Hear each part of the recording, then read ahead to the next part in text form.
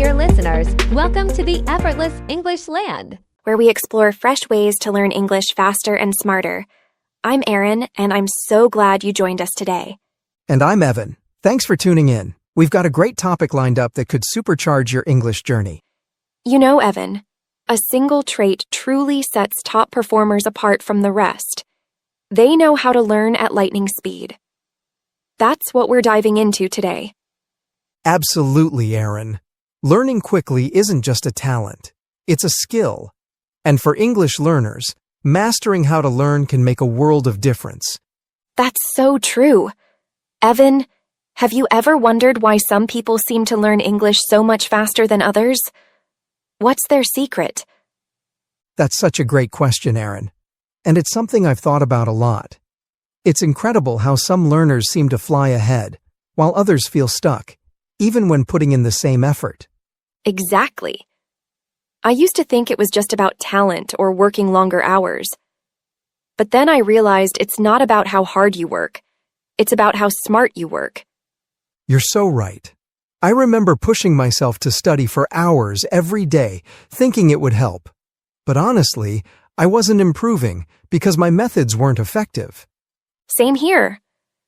I tried cramming vocabulary lists, thinking that was the best way. But when I needed those words in conversation, they were nowhere to be found. That's when I discovered meta-learning, and it changed everything. Exactly. Meta-learning is like unlocking a cheat code. It's all about understanding how to learn so you can make the most of your efforts and get results faster. Oh, and before we dive in deeper, we've got a little gift for you.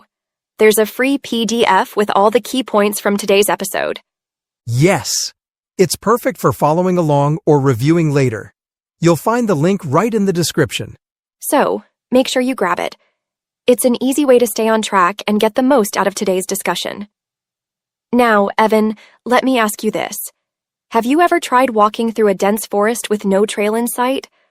Oh, absolutely. It's hard work. You're pushing through branches and stumbling over roots. Exactly. That's what your brain feels like when you're learning something new. It's like carving out a path in that forest for the very first time. Every time you practice, you're clearing that path, making it a little easier to travel. So those paths are like the connections in our brain? Exactly.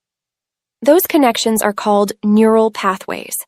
When you learn something new, like a word in English, your brain forms a tiny path between neurons. But if you don't practice, that path gets overgrown, like an abandoned trail in the forest. So the more you practice, the clearer and smoother the path becomes? Yes. And here's where it gets exciting. Every time you make progress, your brain rewards you with dopamine, which is like a little, "Yay, you did it" signal. It's like when you're playing a video game and you complete a level or achieve a milestone. That reward motivates you to keep going, right? Oh, totally. I love that feeling in games when you unlock a new achievement or get a bonus. It makes you want to dive right into the next level to see what's coming. Exactly. Your brain works the same way when you're learning. Whether it's mastering a new word or understanding a tricky grammar rule, that little hit of dopamine pushes you to keep learning, just like a game's rewards keep you playing. But what happens when progress feels slow? Like when you're stuck on a level in a game? That can be so frustrating. That's a great comparison, Evan. When progress slows down, your brain stops giving you those dopamine rewards. It's like being stuck on a challenging level in a game where no rewards are coming your way. It's tempting to just quit. Right. But in games, I always try again because I know there's a reward waiting if I push through. Exactly. And that's the mindset we need for learning too. If you stay consistent, even celebrating small wins, like nailing a phrase in a conversation, it keeps that dopamine flowing and motivates you to push through the tough parts. So, learning is like leveling up in a game. You keep clearing the path, building stronger connections, and celebrating every small win along the way. That's right, Evan. The key is to treat the process like a journey. Every step matters, and every milestone is worth celebrating. So, Erin, now that we know how the brain works, what does the learning journey actually look like? It's like climbing a mountain. There are 4 key stages. The first stage is starting out, and this is where most people feel like they're carrying a heavy backpack uphill. Everything feels awkward, slow, and overwhelming. Oh, I know that feeling. When I started learning English, even saying hello felt like a struggle. Exactly. But here's the thing. You're laying the foundation. Then comes stage 2, gaining momentum or the improvement stage. This is when you find your rhythm. The climb feels easier, and you start noticing progress. I remember that. Like the first time I watched an English show and didn't need subtitles for the whole episode. That's the best feeling. But then, every learner hits stage 3, hitting a wall, also called the plateau. Imagine you're halfway up the mountain, and suddenly, the trail disappears. Oh, that's so accurate. I've been there.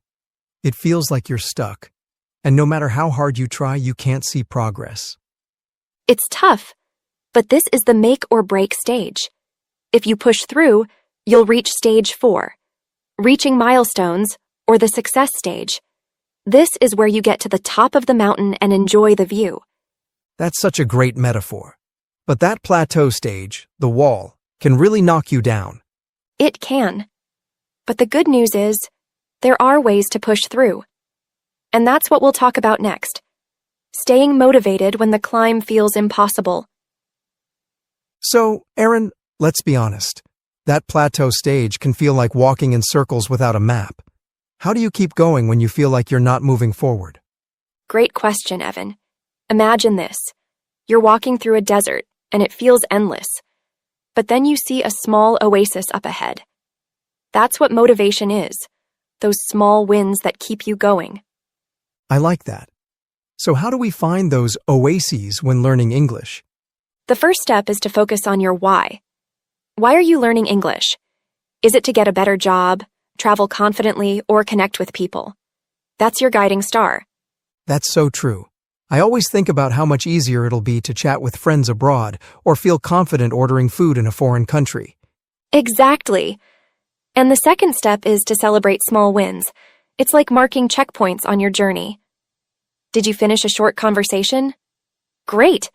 Did you learn 5 new words today? Fantastic! That's a great point. Sometimes we focus so much on the big goal, we forget to celebrate the progress we're actually making. Exactly. Another way to stay motivated is to change your scenery. If you're bored, try something new. Join a conversation group, watch a different type of show, or even learn through music. I've done that. Listening to English songs helped me pick up slang and pronunciation in a fun way. That's a great example, Evan. And finally, don't be afraid to take breaks. Rest is like recharging your battery. It gives your brain time to process and absorb what you've learned.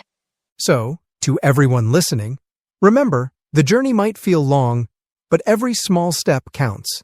Stay patient, celebrate the little things, and keep your why in mind. Exactly, Evan. Learning English is a journey, and every step, no matter how small, gets you closer to the finish line. All right, Evan, let's dive into some practical strategies for learning faster and smarter. These methods can truly transform how you approach learning English. Absolutely, Erin. I'm all for strategies that save time and deliver results. So, where do we start? Let's start with the 80-20 principle. It's simple. 80% of your results come from 20% of your efforts. So, instead of spreading myself thin, I should focus on the few things that give the biggest results? Exactly. Think about vocabulary, for example.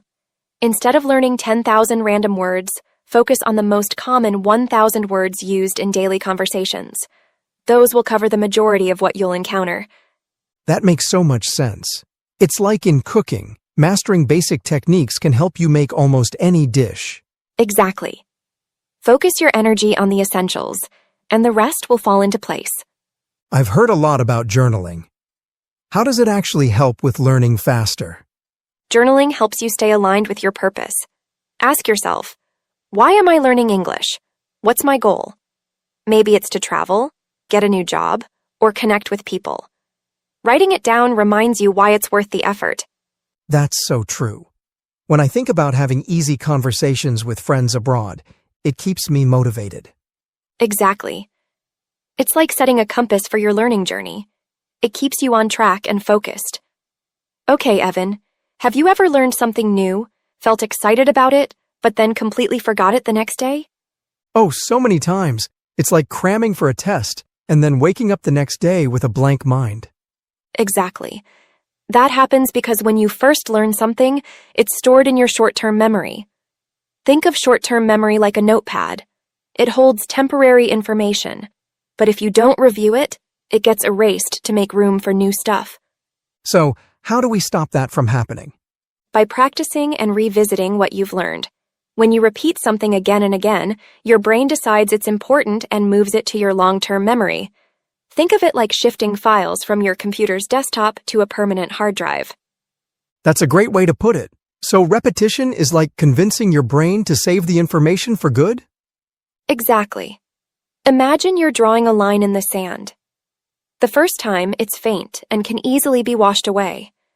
But the more you go over it, the deeper the line becomes, until it's carved permanently. That's how long-term memory works. So, every time I use a new word or phrase, it's like carving that line deeper, making it harder to forget. That's right. And here's another way to think about it. Your brain is like a garden. When you plant a seed, it won't grow unless you water it regularly. If you don't practice, that seed of knowledge withers.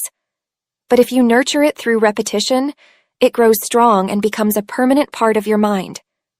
That's such a powerful metaphor. So the key is to practice consistently and reinforce what you've learned before it slips away. Exactly, Evan. The more you practice, the more natural it becomes. Soon, you'll recall it effortlessly, like riding a bike. So learning isn't just about the first step. It's about revisiting, reinforcing, and repeating until it sticks for good. Absolutely.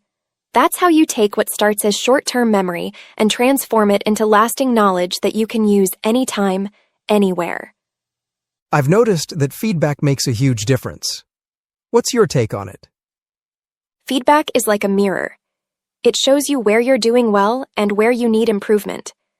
Without it, you might keep making the same mistakes. That's true. I used to mispronounce words until someone pointed it out, and now I make a conscious effort to say them correctly. Exactly. Whether it's from a teacher, a language partner, or even an app, feedback helps you refine your skills and grow faster. Now, let's talk about mindset. How you see yourself can either push you forward or hold you back. What do you mean? If you see yourself as someone who isn't good at languages, you'll act accordingly. But if you start identifying as a confident English learner, your actions will reflect that belief. It's like telling yourself, I'm a runner, even if you're just starting out. It changes how you approach it. Exactly. Shift your mindset, and the results will follow. What about those moments when learning feels really hard? That's a sign of growth, Evan. Think of it like working out. Your muscles feel sore because they're getting stronger. So, the struggle means I'm making progress? Exactly. Embrace the discomfort. It's proof that you're challenging yourself and getting better. Wow, Erin, we've covered so much already. From how the brain works during learning to the stages of growth and staying motivated, it's been such an insightful discussion. Absolutely, Evan. But before we move forward, let's take a quick pause to dive into some key vocabulary from today's episode. And who better to help us than our vocabulary expert, Charlotte? Take it away, Charlotte. Hi, everyone. It's Charlotte here, and I'm excited to explore some important vocabulary from today's discussion. Let's break them down and learn how to use them in new contexts. Cramming. Meaning, the act of trying to learn a lot of information in a short period, often just before a deadline. Example: Sophie spent the whole night cramming for her history exam, but she forgot most of it the next day. Trail. Meaning, a path or track, often created by repeated use. Example: The hikers followed a narrow trail through the woods to reach the mountain summit. Abandoned. Meaning, left behind or deserted, often with no intention of returning. Example: The abandoned house at the end of the street was covered in vines and looked spooky at night. Neuroplasticity, meaning the brain's ability to adapt and reorganize itself by forming new neural connections. Example, after his accident, James relied on the power of neuroplasticity to regain his ability to walk. Plateau, meaning a stage where progress slows down or stops temporarily. Example, Sarah felt she hit a plateau in her fitness journey, so she decided to try a new workout routine. Momentum, meaning the strength or force gained by moving forward or progressing. Example, once Liam started writing every day, he built momentum and finished his novel in 2 months. Repetition, meaning the act of doing or saying something over and over to reinforce learning or memory. Example, through repetition, Anna mastered the pronunciation of tricky French phrases. Dopamine, meaning a chemical in the brain that plays a role in motivation and reward. Example, exercising regularly boosts dopamine levels, helping you feel more motivated and focused. Identity, meaning the qualities, beliefs, and characteristics that define a person or group. Example, adopting the identity of a curious learner helped John approach challenges with excitement rather than fear. And there you have it. These words can help you better understand today's topic and apply it in your daily conversations. Practice using them in your own sentences to reinforce your learning. Back to you, Aaron and Evan. Thank you, Charlotte. That was fantastic. I love how you made each word so easy to understand with those examples. Absolutely. The example sentences were so relatable. I'm definitely going to work on using plateau more often. It's such a useful word, especially for talking about learning journeys. Me too, Aaron. All right. That's a wrap for today's episode of the English Leap podcast. We hope you found these tips helpful and inspiring. Remember, learning English is a journey, and every small step counts. Keep practicing, stay motivated, and celebrate your progress. Thanks for listening, and don't forget to grab the free PDF with all the key points from today's episode. It's linked in the description. Until next time, keep leaping forward in your English learning. Bye for now. See you soon. Bye-bye. Your progress doesn't end here. To continue advancing your English skills, click on the next video or explore the additional videos we've thoughtfully selected for you.